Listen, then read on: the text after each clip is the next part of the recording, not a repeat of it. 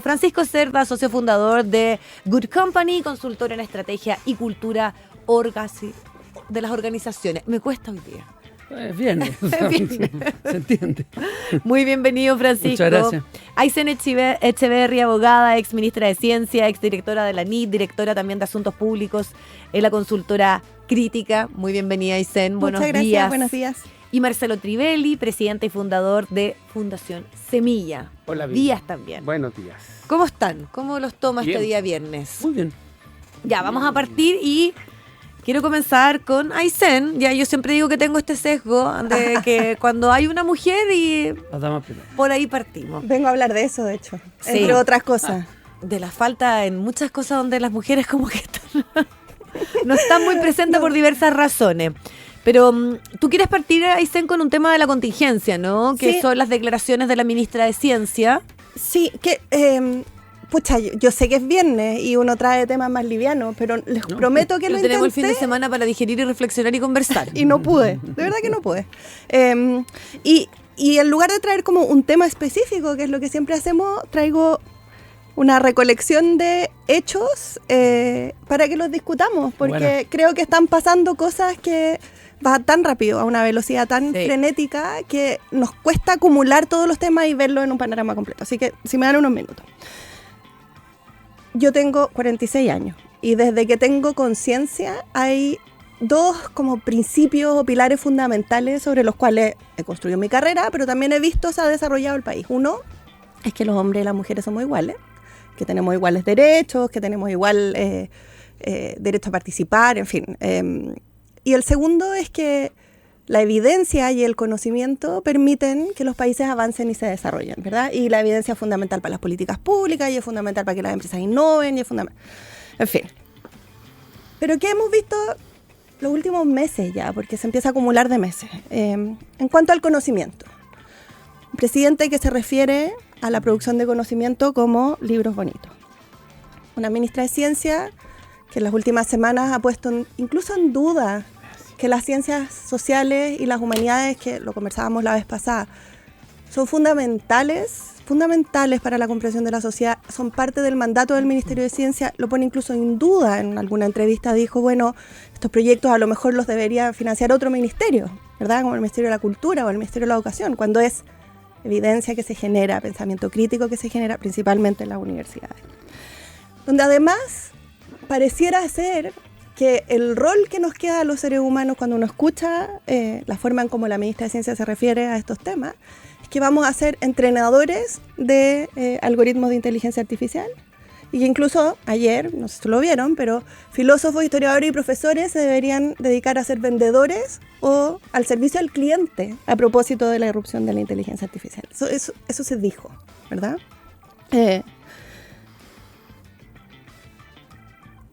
Eso en el Ministerio de Ciencia. Y para no quedarnos solo ahí, ¿verdad? En la primera entrevista de la ministra de Medio Ambiente, cuando le preguntaron sobre el cambio climático, un tema que ya teníamos más o menos superado, donde la evidencia científica es evidente, no pudo decir que el hombre era el principal causante del cambio climático, ¿verdad? Y tuvo que saltar toda la comunidad científica, todos los expertos a decir esto no puede ser, y se recula. En todos estos casos se recula. En el caso del Ministerio de Ciencia no se ha reculado, sino que más bien se ha ido profundizando en el error. Entonces, por el lado del conocimiento, chuta, yo me hago la pregunta, ¿qué está pasando, verdad? ¿Qué es lo que realmente hay detrás de esta aproximación a temas que son tan importantes en la era que estamos viviendo? ¿Y cuál es el efecto y el impacto que tiene más allá del discurso y de lo que se dice en medios en los financiamientos, en la construcción de las leyes, en la construcción de las políticas públicas? Espacios donde, lamentablemente, la visión de los expertos tampoco está siendo escuchada. O sea, la mega reforma, la cantidad de expertos del CFA de distintas partes que dijeron esto es malo para las finanzas públicas, esto va a generar mayor deuda. Y sin embargo, la reforma se aprobó, los resultados están ahí y hoy día vemos cómo esas proyecciones que hicieron los expertos empiezan a manifestarse y a hacerse verdad. Segundo pilar, las mujeres. Los temas de desigualdad en las mujeres son muchísimos y yo me quiero enfocar como específicamente en los que tienen que ver con participación y liderazgo político, ¿verdad? Llevamos ya no sé cuántos cambios de ministros, todas mujeres. 3 ministras. 3 ministras. todas reemplazadas por hombres, en algunos casos por hombres que ya tenían otra cartera. O sea, ¿qué estamos diciendo respecto de la función que tienen esas mujeres y cómo los hombres pueden hacer muchas más cosas? Estoy interpretando hechos porque nadie lo ha dicho, para ser justa, pero son señales que uno va viendo. Si miran el diario, y los invito realmente a hacer el ejercicio, hasta hace 6, 8 meses atrás, era raro ver portadas de diarios, por ejemplo, los suplementos económicos, por ejemplo, la portada donde no hubieran mujeres. Hoy día se repite, cada fin de semana uno abre el diario, no hay ninguna mujer en las portadas, no hay fotos. Y ya como la guinda a la torta, en el Mercurio, hace un par de días atrás, se reportó sobre como la despedida del CEP hacia Plan. 14 hombres en esa foto, 14 hombres, ni una sola mujer, ni una sola mujer. Cieplan y el CEP están llenos de mujeres talentosas, capaces, que han aportado a las políticas públicas, que entregan algo que uno pensaba que ya no tenía que ni defender, ¿verdad? Porque no es porque seamos la mitad de la población solamente, no es por justicia social solamente, es porque la diversidad aporta. La diversidad hace que las cosas sean mejores. Cuando hay hombres y mujeres, el resultado es mejor. Y eso pareciera ya no sorprender a nadie. Entonces, ayer se tocó el tema respecto a la falta de también diversidad en los directorios, cómo ha ido descendiendo brutalmente esa cifra. A pesar de que hay una ley que se impulsó y se terminó de tramitar durante el gobierno del presidente Boric de cuotas en los directorios. Estamos hablando solamente de los espacios de liderazgo. Pero lo quise traer, porque ayer tuve que ir con mi hija al doctor, ella tiene 18 años, quiere ser economista, y nos pegamos un taco gigantesco, así que estuvimos como 1 hora en el auto. Y tuve esa reflexión. O sea, yo tuve el privilegio de vivir y de crecer y desarrollar mi carrera en un país donde esto no se ponía en duda. Era algo que había que profundizar, había mucho que trabajo por hacer, pero iba en una dirección. Sí. Y ahora parece que ya no. Y no solo parece porque yo lo esté sintiendo, sino que porque es uno tras otro, tras otro. Con esto termino. Hoy día las universidades son espacios fundamentales en nuestra sociedad porque crean conocimiento, porque precisamente aportan a la igualdad de género y porque tienen una característica que lo hemos conversado mucho, Pancho siempre lo trae, que es que todavía generan confianza, ¿verdad? En sus últimas declaraciones, la ministra de Ciencia dijo que las universidades se movían solo por intereses económicos. O sea, ¿qué daño le hace eso al último pilar de confianza que nos queda en nuestra sociedad, desde donde podemos construir juntos? Eso quería traer, perdón por lo dark, pero de verdad es que creo que son temas que no podemos dejar de pasar, no podemos dejar pasar. Tampoco, yo creo que es pertinente aquí, por eso quiero también abrir el debate, si alguien quiere comentar un poco, Sí. Dale, Francisco, Marcelo. No, dale tú, porque Sí. yo lo que traigo yo lo voy a ligar con lo que dijo Aysén, Ok. entonces... No, yo deja comentar, mira, curiosamente no pude venir hace 2 semanas, iba a comentar algo parecido y decía, conecté puntos, no tengo la habilidad, pero me acuerdo que Bill Clinton decía que él tenía la habilidad de conectar distintos cuerpos del diario, vamos a ver cómo lo que sale en el arte eléctrico y en el cuerpo C. Pero en fin, yo iba a comentar lo de la humanidad en su minuto, y también el error comunicacional que hubo en teoría entre los ministros de no enterarse en mi interior de que era un requerimiento en el Tribunal Constitucional. Y ponerlo como un error comunicacional. Después, Franco Parisi dice que el presidente no tiene liderazgo, y la respuesta del presidente dice que su liderazgo son los resultados. Y meses atrás, cuando partió el gobierno, el ministro Quirós dijo que él no estaba para ser simpático, él estaba para hacer la pega, ¿no? Y luego viene lo que tú cuentas de la ministra, como que en realidad la ciencia y la investigación que vale es la de la acción, digamos. Entonces, ¿es casual? Yo creo que no. O sea, lo que yo creo que es una manera de entender la sociedad, entender al hombre, entender el funcionamiento de la economía en lo particular, entender la universidad, entender el conocimiento. Entonces esto, entre comillas, es un poco más simple. Hay una visión de un grupo no menor, que tiene un paradigma donde la reflexión aburre, ¿no? Yo me acuerdo que hace un tiempo atrás, aquí participando acá, hablaba de Jonathan Haidt, que es un psicólogo social bien famosillo en su campo, y tiene un libro que yo recomiendo mucho que se llama The Righteous Mind, que es cómo las personas armamos nuestros juicios morales y políticos. Y lo que él explicaba es que habían distintos paradigmas y que incluso habían distintas personalidades que se traducían en la manera de armar nuestros juicios políticos y morales. Y de hecho él tiene un TED Talk, uno de los más vistos de hecho de las charlas TED, y dice: levanten la mano aquí quienes se consideran como liberales y conservadores. Dice, mira, en general los liberales nos gusta la idea más compleja, y él hablaba de primera persona. Y muchas veces a los conservadores les gusta la idea más simple. O sea, como no nos enredemos, o sea, como prefieren el orden, el respeto a los valores y a la tradición por sobrecomplejizar el fenómeno, ¿no? Entonces, ahí, y eso dice Jonathan Haidt, entonces, hay una corriente donde la reflexión por la reflexión no tiene un valor.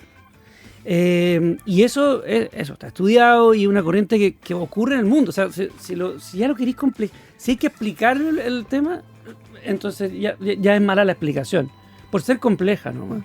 Y yo creo que comparto contigo, yo creo que hay una ceguera, yo diría que inaceptable en la realidad de la palabra, de no entender el valor del conocimiento por la reflexión, que incluye entendernos a nosotros mismos. O sea, por alguna razón, la universidad en Estados Unidos y en el mundo están viendo una fuga de filósofos por empresas de inteligencia artificial, que se lo levanten, no los pueden retener porque la plata porque hoy día el desafío es entendernos. Entonces, creo que hay un sesgo. Ahora, la otra vez escuchaba a Pablo Ortúzar en una conversación con Christian Barr, quien decía, pero ojo que también, por el otro lado, es, comillas, cierto, de que un mundo más activista ocupó la academia para hacer la investigación de la investigación, lo decía, con una entelequia muy confusa, para en realidad hacer activismo, lo que también era iliberal en el sentido de tener una reflexión honesta. Entonces, quizás hay un punto de que no hemos acumulado o acumulamos una cantidad de actividad académica que había renunciado también quizás a su core de búsqueda de la verdad, ¿no?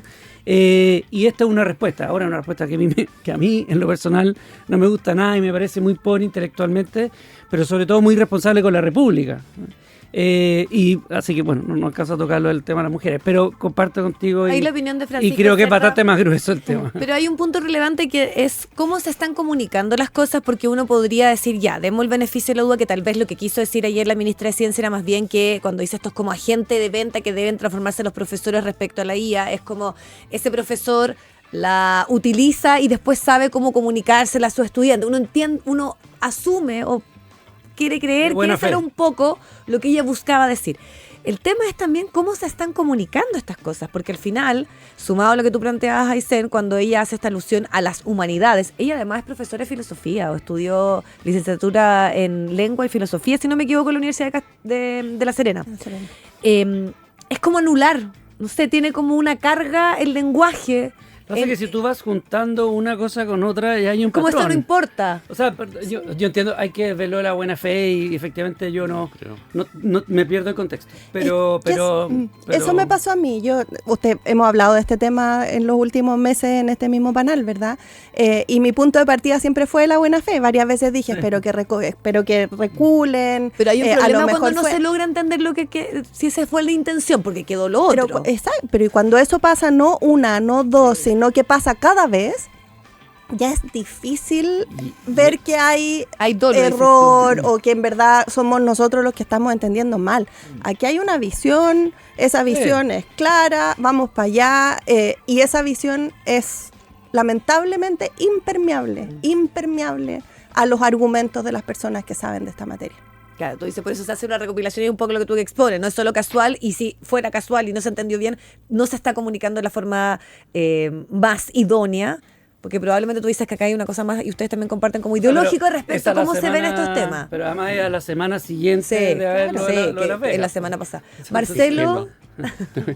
O sea, yo creo que es una estrategia, yo no creo que sea ingenuo. Ya. Yo creo que aquí, juntando las dos cosas que hablaron y lo que habló Pancho, respecto de que tienen una mentalidad de simplificar las cosas, yo creo que están en una campaña de desprestigio de las instituciones.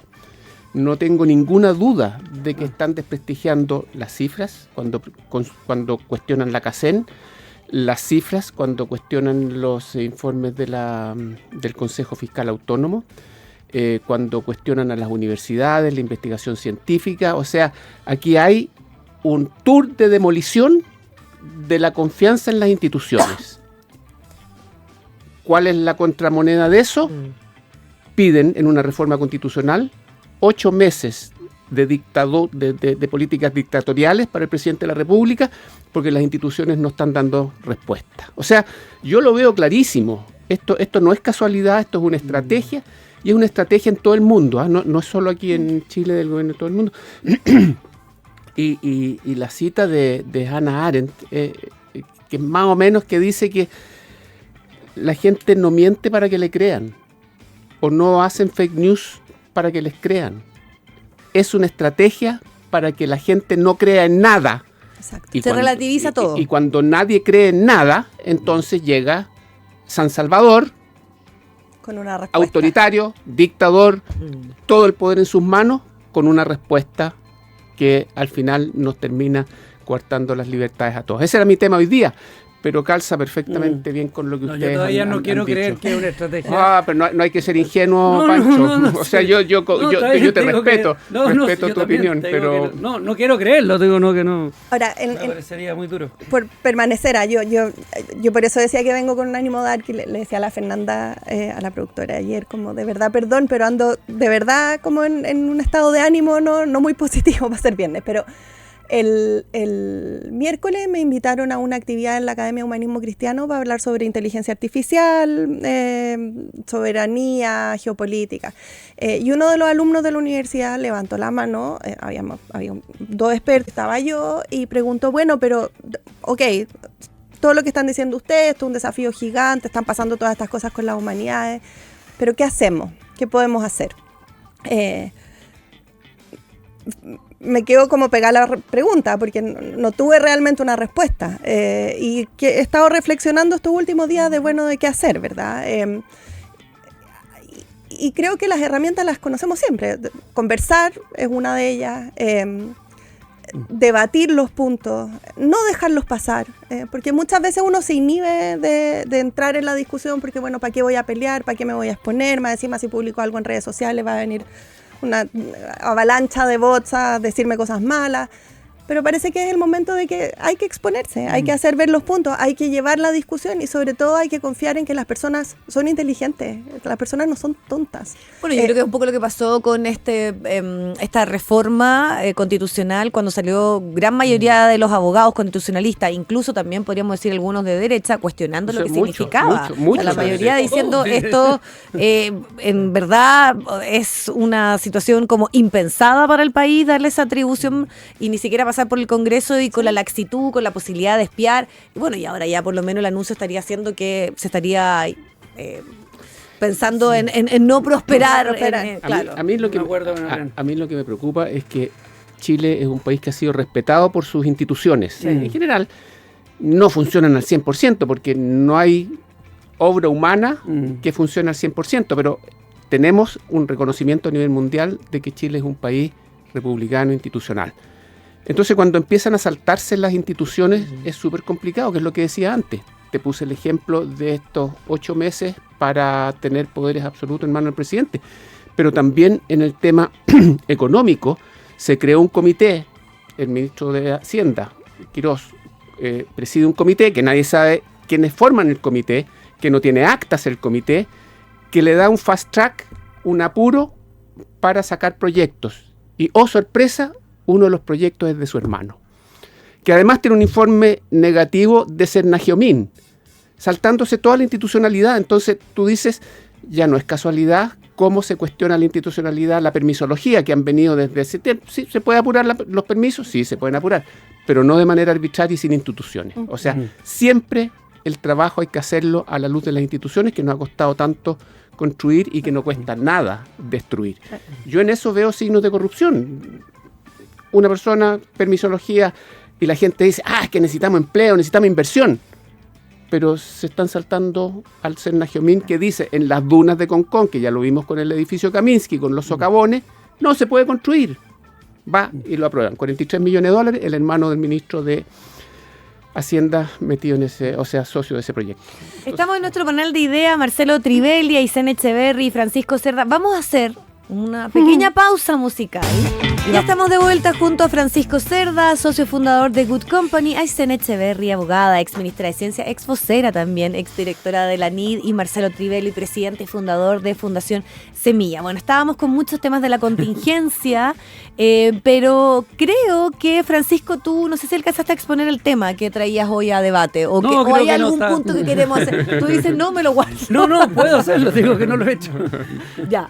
Sí. Adelante, entonces. Oye, sí, la pregunta, pucha, es que estaba mucho más entretenido lo que dijo. O nos quedamos también ahí, si acá la libertad, No, yo, como para ustedes poder quieran, tú exponer y mandás, hacer yo el contrapunto. soy- Dale con tu No, tema. Yo creo que necesitamos terminar, necesitamos salir en alto. así Profundizamos que- en lo otro, Podemos no hay ningún conectar, problema. Podemos Ya. conectarlo. Yo solamente, mira, lanzo la pregunta, voy a tratar de que tenga algún hilo con lo que tú dijiste.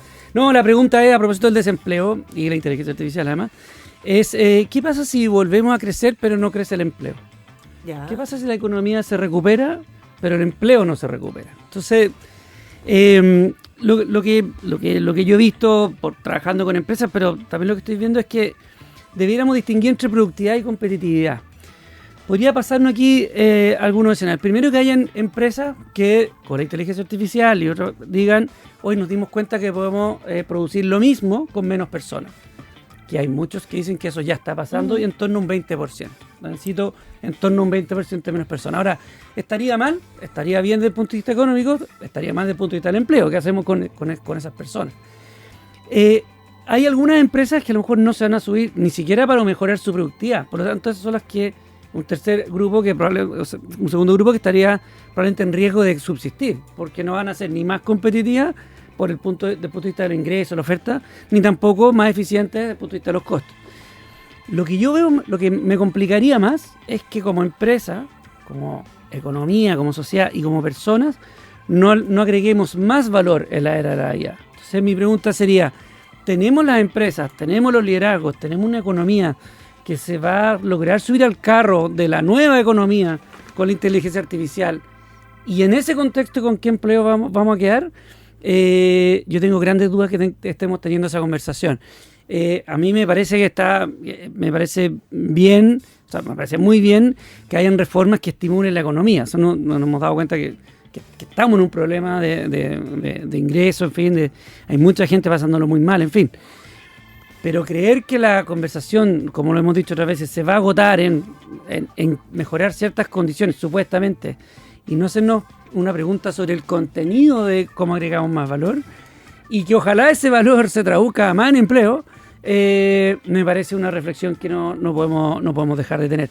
Y lo que yo veo en la práctica, trabajando con distintas empresas, y lo que uno ve en la economía, es que la economía del valor agregado que pueda generar los nuevos empleos, yo no lo veo para nada muy presente. Ese era mi tema, digamos. Se junta con otras cosas, como ¿qué van a hacer las personas en esto? Hay otra inquietud, no sé, escuchaba a Eugenio Tirone y decía, oye, ojo que las cifras de empleo, que no lo dice él, lo dice porque hay estudios que dicen, hay harta gente que ni siquiera está buscando empleo. Ahora, no está buscando porque quieren autoempleo. El año 2025 es el año que fue récord de creación de empresas en Chile, pero la mayoría son de un socio y la mayoría son de un trabajador. Entonces, la economía está cambiando, pero estamos teniendo la conversación para subirnos a esa nueva economía y qué va a pasar con el empleo. A mí me parece que es una conversación a la cual ponerle atención. Pero en realidad, ¿han entretenido los Excel? Yo quiero enganchar. Pero yo también engancho. Sí, al tiro, me encanta. Para agregar otro pelo a la sopa, que es que no es solo que haya empleo, sino que la calidad de ese empleo. Es que ahí ya estamos nos vamos quedando dos pasos más atrás. Exacto, y yo me hago la pregunta, mira, ¿y si tuviéramos ciencias sociales que nos ayudaran a comprender el fenómeno? Sí, bueno, no, ni hablar. Bueno, es que efectivamente está la reflexión, la otra yo hablaba de la marca país.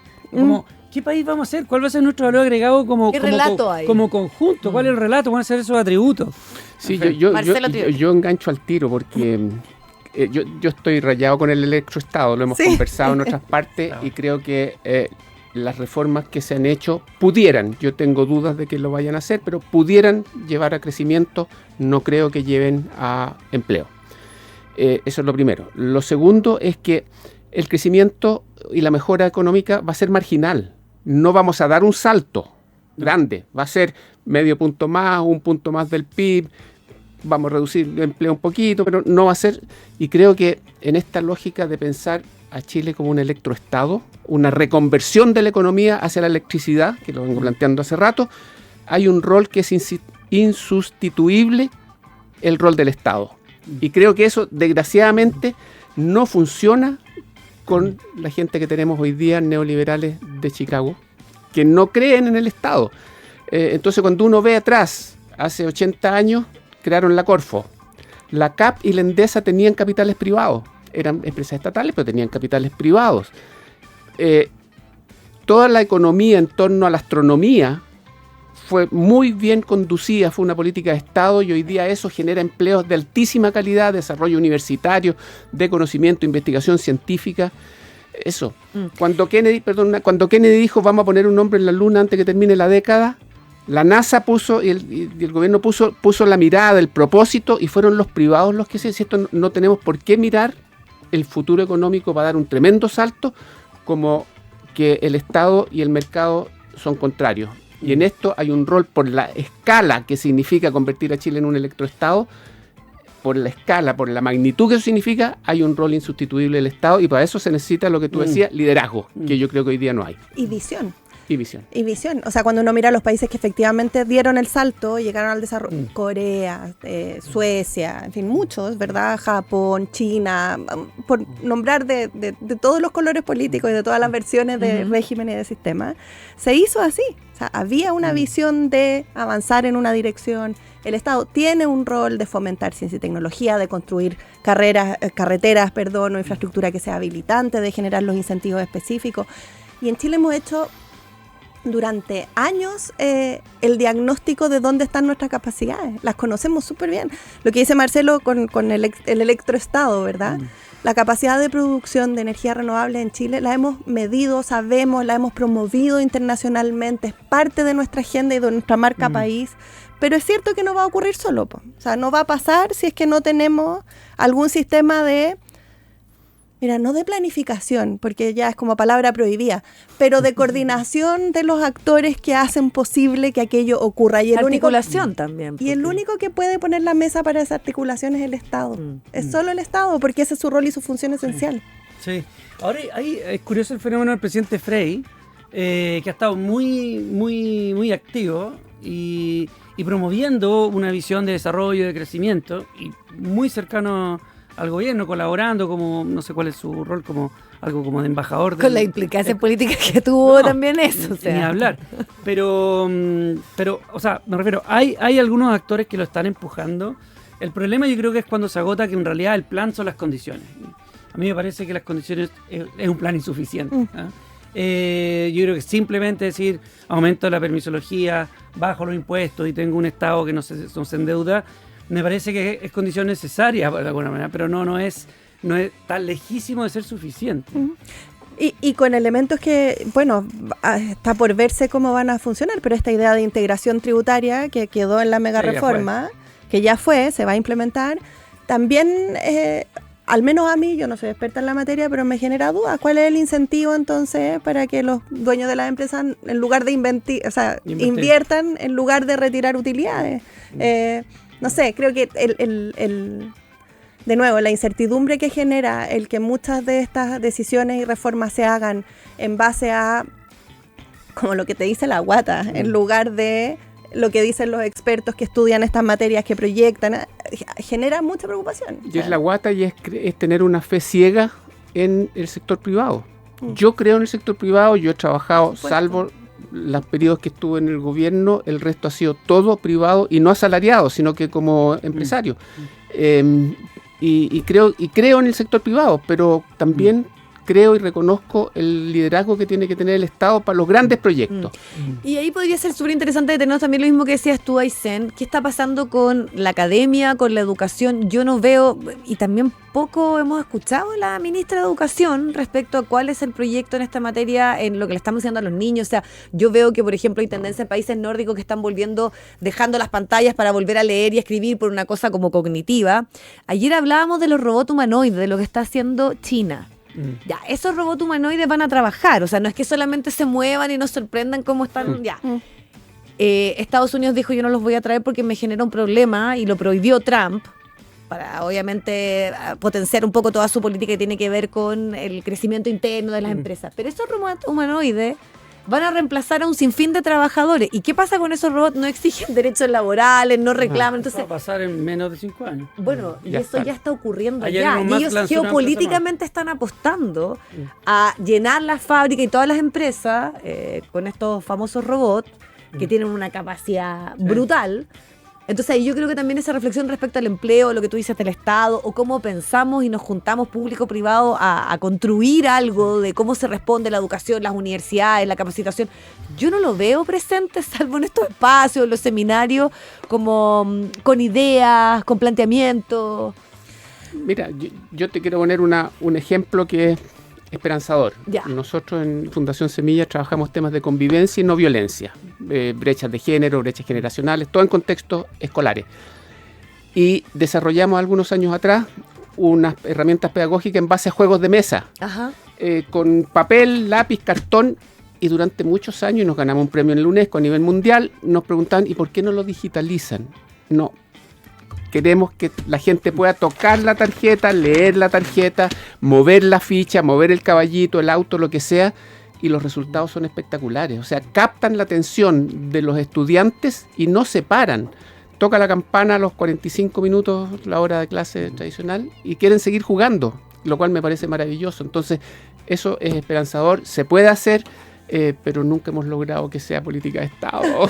Tenemos proyectos, gran cobertura, pero el Ministerio de Educación, a lo que tú dices, es impenetrable. El elefante que significa el Ministerio de Educación en Chile y el currículum que tenemos, que es absolutamente desactualizado, no genera problemas.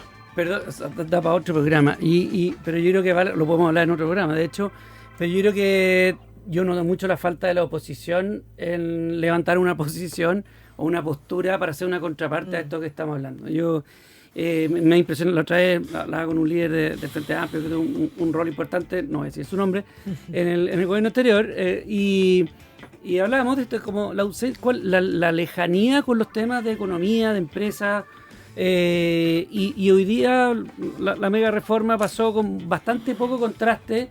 Estoy hablando ideológico, porque me imagino y entiendo que hubo poco espacio para conversar. Pero echo de menos también que el sector haga lo otro para nutrir la conversación. Yo ahí recojo el guante. Voy a decir. Ahí recojo el guante. Sí, no, está bien. Creo que hay dos cosas. Uno es que se instala esta idea de que la izquierda no tiene propuesta en economía, es una discusión larga, pero volvamos a los hechos. O sea, durante el gobierno del presidente Boric se impulsó la política nacional del litio, que efectivamente está dando resultados con conservación, con ciencia y tecnología, con una lógica de construcción de un sector económico coordinado y que contempla todos los elementos. El trabajo que hizo el ministro Grau en BioBio, a propósito del plan de reactivación de BioBio, que fue, como decía la Vi, con coordinación de las universidades, las empresas estaban todas sentadas, de los gobiernos regionales, de actores de derecha y de izquierda, también permitió sortear un momento de crisis en la región que era súper importante. Lo que se hizo en permisología, o sea, el principal impulsor de la reducción de los permisos de manera inteligente y sin descuidar el empleo público y sin descuidar los estándares que hacen que no se generen socavones en las dunas o que no se construyan los lugares donde puedan haber esos socavones, lo impulsó el gobierno del presidente Boric. Por lo tanto, hay una construcción de capacidades y de visión respecto de cómo crecen los países desde la izquierda, y creo que se hizo. Por supuesto, siempre se puede hacer más, por supuesto, siempre está objeto se puede mejorar, se puede criticar, etcétera, pero existía un impulso. Distinto es lo que ocurre ahora a propósito del rol de el sector de la centroizquierda e izquierda como oposición, que es que se le exige mucho, pero quien lleva la batuta es el Ejecutivo. Sí. Y por lo tanto, si el Ejecutivo no abre espacios de conversación y si en un Congreso donde no hay mayoría, ¿verdad?, no hay fuerza para poder forzar una discusión que es necesaria para enriquecer los proyectos. Y ahí se genera un problema que creo yo es aún más grave, porque en la medida que los proyectos no se discuten y no se acuerdan de manera transversal, lo dijo el ministro Marcel hace un tiempo, él decía, yo entendía que las reformas tributarias se hacían con alto consenso para que permanecieran en el tiempo, no que se aprobaban por un voto.